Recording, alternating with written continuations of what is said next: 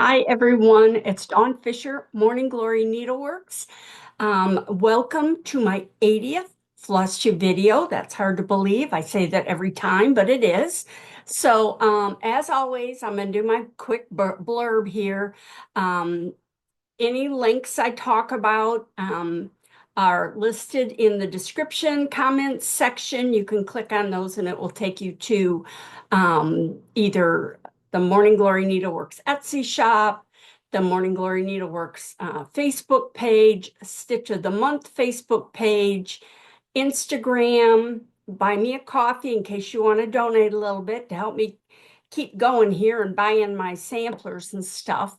So also I break my videos into chapters.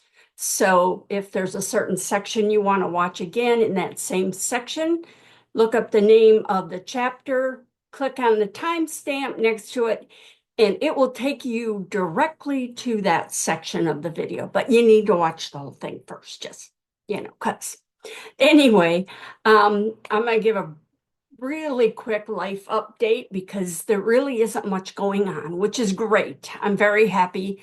Um, I I've been just kind of sitting around, but it's good because it's got me doing some stuff I'm going to talk about in a minute. Again, I'm not teaching until August.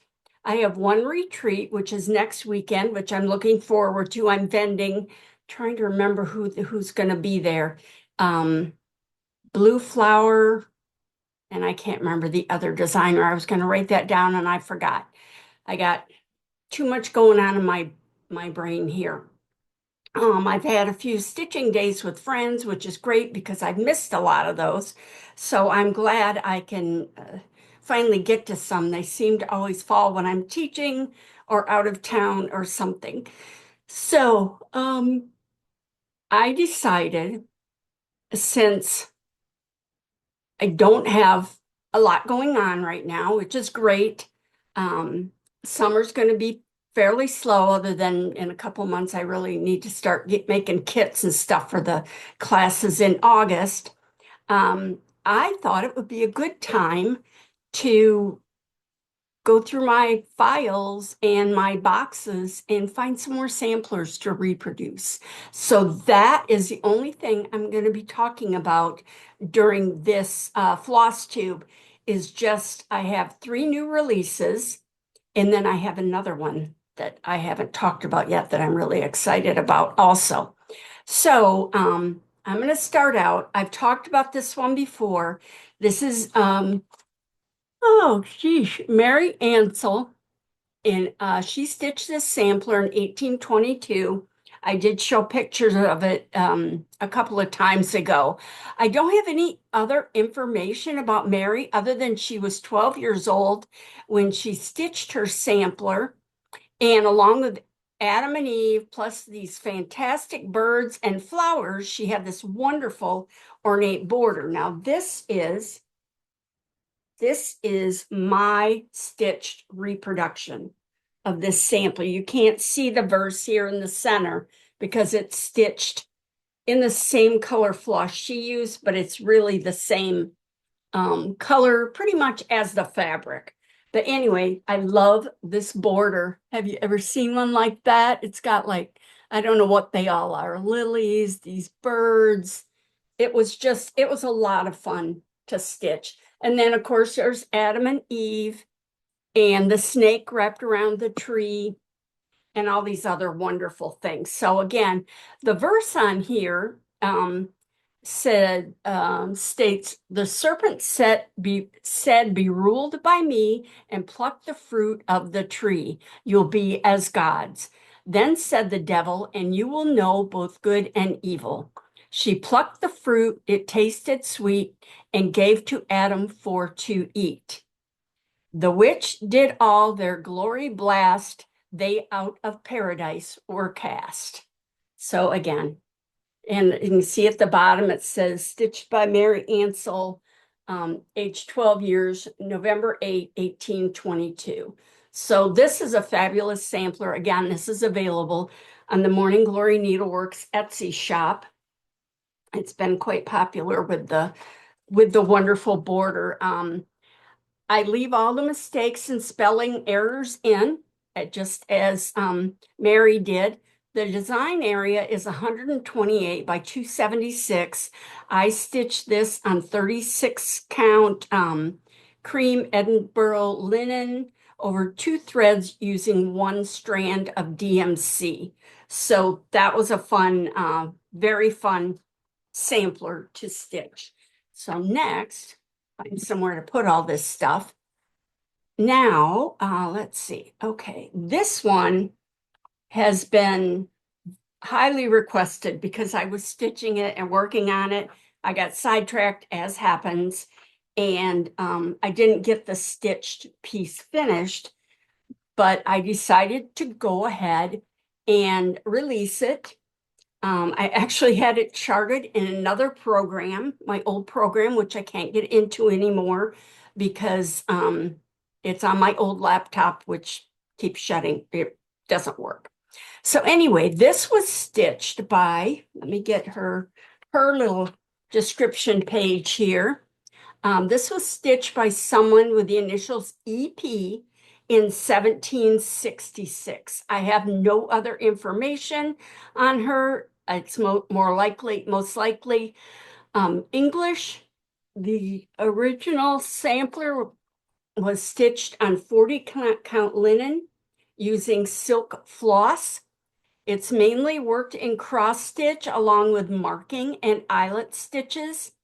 And again, I use the unfaded colors on the back. You can see the difference, how much brighter they are on the back. I always, when I can, if the sampler isn't framed, I always try and use the colors on the back because that's how it was originally stitched.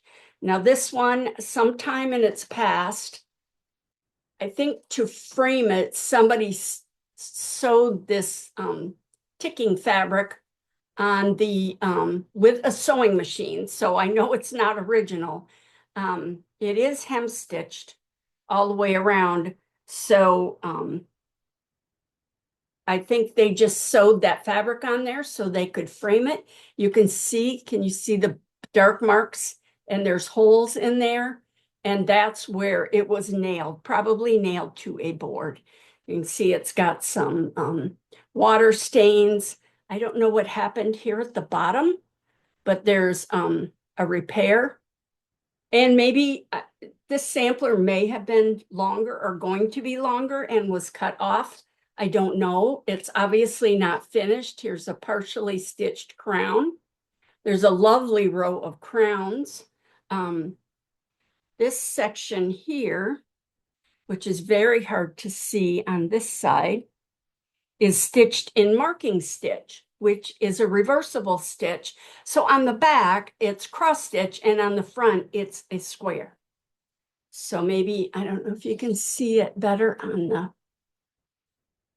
the back there, you can see, so you can see the cross stitches on the back, but on the front, it's this row here, it's a 4-sided stitch there. You can kind of see that. So I'm going to finish this one of these days. This is on my list to finish this year, but you can see the little cartouche in the center with the cherubs and her initials EP and the year 1766. And it has this wonderful deer or heart, whatever you call it, on the side, which I really love. That's kind of what drew me to the sampler. And then it has a beautiful flower pot down on this side. But again, this is available now in the Etsy shop, my Etsy shop, and it's got a little bit of 4-sided stitch here, and then this large alphabet here is all worked, not 4-sided stitch, eyelet stitch is all worked in eyelet stitch. So that is EP 1766. So I'm stitching it on 36 count cream linen using 1 strand of classic Colorworks Belsois silks. I do include DMC numbers in here if you prefer to stitch in DMC, or you can have somebody, a shop may help you change to a different silk if you prefer, if there's a different silk you prefer. I also have the directions, the instructions on how to do the eyelet stitch. And this is eyelet, not Algerian eyelet. And the marking stitch, which shows how to make it reversible. So I guess that's it. Oh, in this section here, this row here, this row of red, these are probably monograms and maybe the initials of people in her family. You can see this is like an H and an L and an H and a D here. Oops, here. So it's really interesting. It was fun to chart and I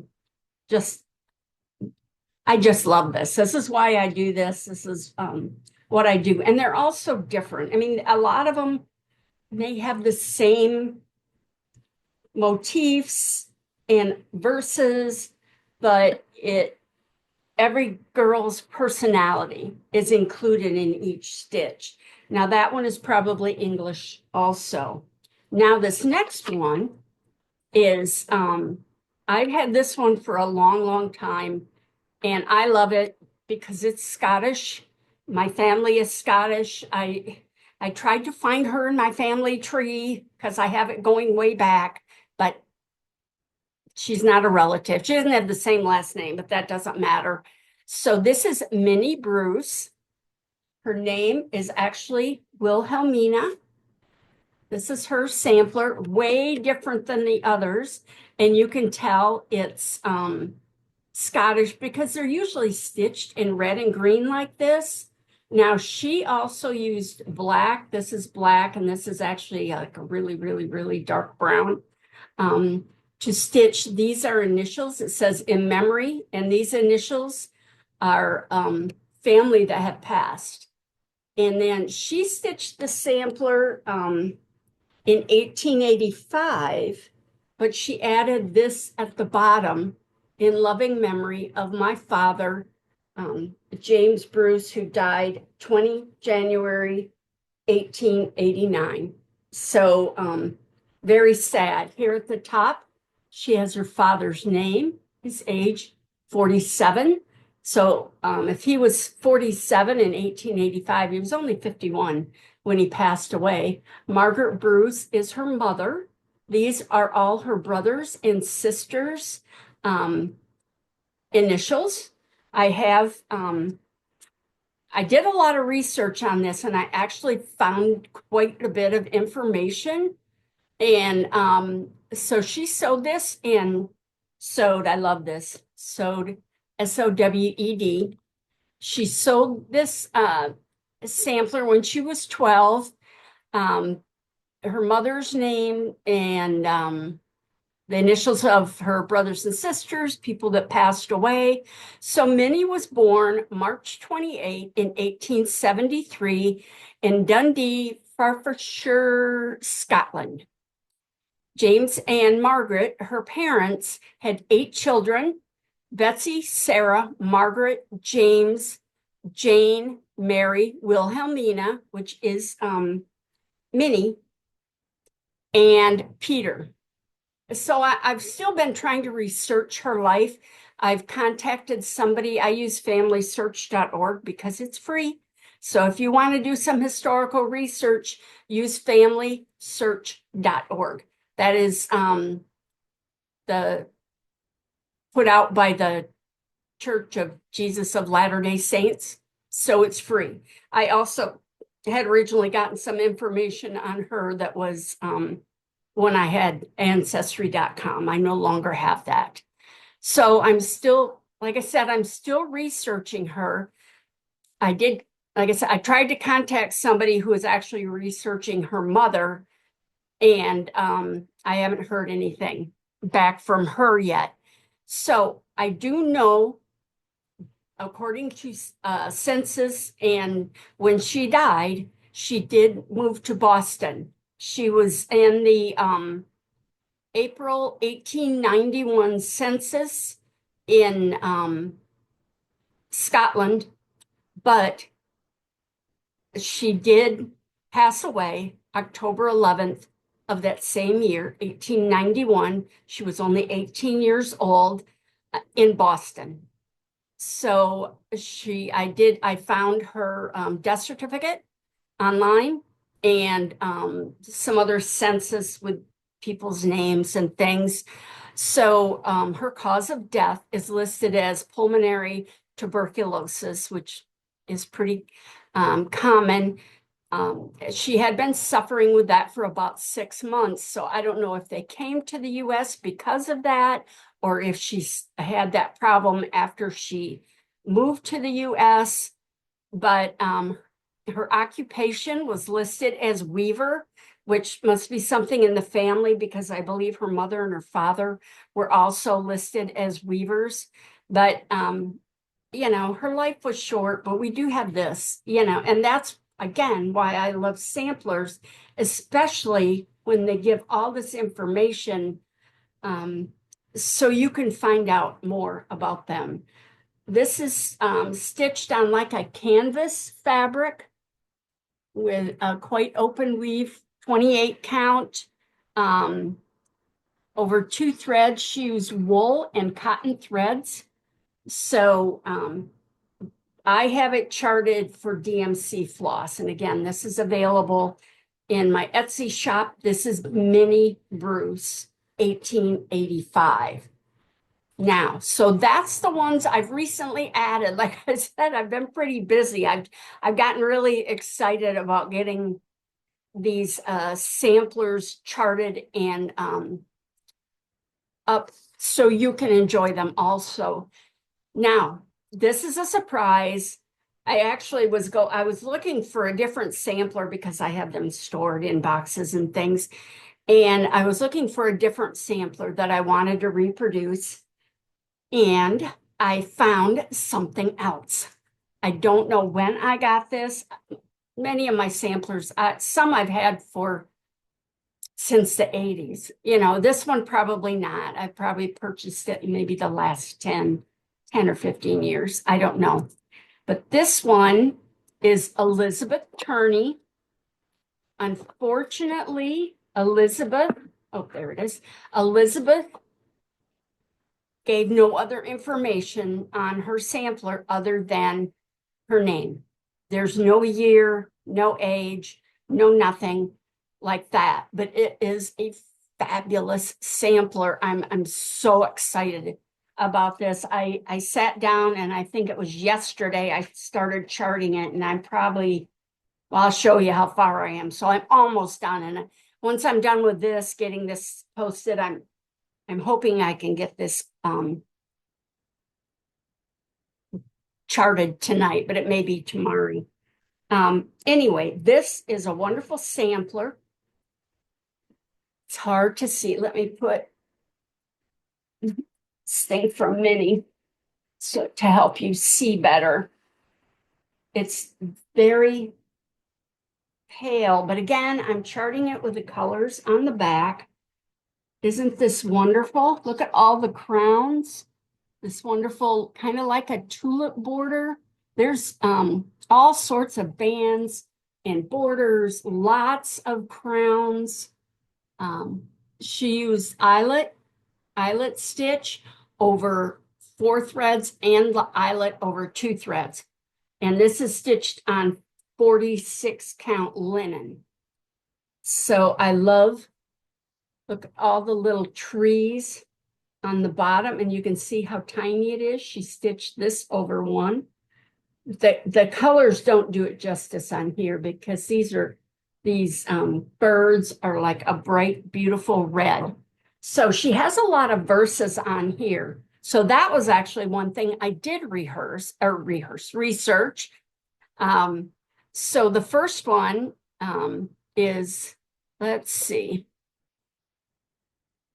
And I had a hard time finding this verse or whatever it is, but I did find another sampler with the same verse on it. So that was exciting. That sampler was made in 1733. So I think this is about the same age as that one. They don't look similar. I mean, it's the same style, but the motifs and things are different. Um, so that one is English. The other one is English that I found. So the inscription is, Lord, give me wisdom to direct my ways. I beg not riches, nor yet length of day. Um, I think that's all it says. Oh, yes, that's all and that is this section here, And it's actually done in a beautiful, like a bright pink. She used a lot of the pink and the blue, this dark blue. So the next section, the next verse, I'm sure many of you will know. Remember thy Creator in the days of thy youth, while the evil days come not, nor the years draw nigh, when thou shalt lay, I have no pleasure in them. So that's Ecclesiastics, the 12th chapter. She also has something at the end of that I cannot figure out what it says. It's got a little teeny Y and an E over 2 threads, and then some letters, which looks like an F and an R and a couple of I's and a Y. Oh, and she also used, I believe it's called the soft S. Here it says shout. So that is an S. It looks like an F, but it doesn't have the crossbar. And if you look at the, oh geez, it just went out of my head. The Declaration of Independence, it has the Constitution, it has a lot of that they used to use that other tall, skinny F instead of the S, especially when they were side by side. So she also has a section here. She used a lot of eyelet. This is eyelet, and it's hard to see, but there you can see eyelet stitches there. And that section says, I will fear my God and honor my king. And at the end, it has a beautiful crown. And then this next section, which has her name, it says, I will honor my father and mother as long as I live. And then there is her name, Elizabeth Tournay. There it is, Elizabeth Tournay. And then at the very bottom here, I have not charted this yet. She does have this over 1, I believe in God the Father. And it looks like she was going to do something else and then gave up and just started stitching letters again. So I don't know if she had to stitch a certain amount of time per day or what. But there's also a couple of cute little errors where she didn't have enough room here. So she did, there's like, that says them over 1. She just had to like squeeze that in. There's a couple places with letters at the end here that she had to squeeze in ways. So anyway, I am loving this sampler. It's just beautiful. The colors on the back are really nice and bright. She got this down here. There's more eyelets. She did a lot of these wave bands. So this wave band is actually this like a chartreuse green. And this band, this zigzag band right there in the center is eyelet over 2 on 46 count. So she must have been young and had really good eyes. But I'm hoping to get this released shortly. I think those trees and things are going to take a little, oops, there we are going to take a little longer to chart. But I have my +4 magnifiers and my big or Dazor, whatever it is, light over top of my head set on the highest power because it's hard to see, but it's beautiful. I can't wait to stitch it. I don't know, I may stitch it on 46 count, but it's gorgeous. And I'm probably, right now I am charting it in DMC, but I may I may change it to silk and have both, of course.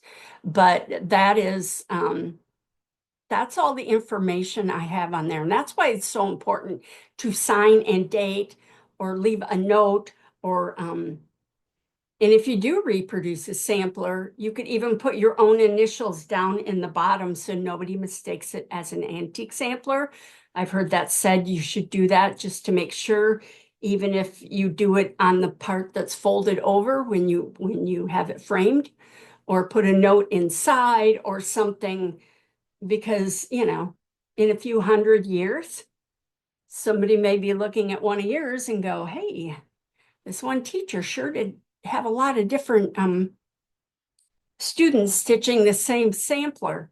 So anyway, that is it for today. I just wanted to make this nice and short. As always, thank you for watching. I've gotten some nice comments, a few new subscribers again. Please share with your friends. Let's see, be sure to subscribe. That way you'll be notified when I post, because I try and post on the 1st and the 15th. It always doesn't work out. This one's a little later than usual, but it's still going to be the 15th. So again, thank you. Be sure to follow me, check out all the links, and I will see you again on the 1st of, June with a new stitch of the month. So thank you again for watching, and I will see you soon.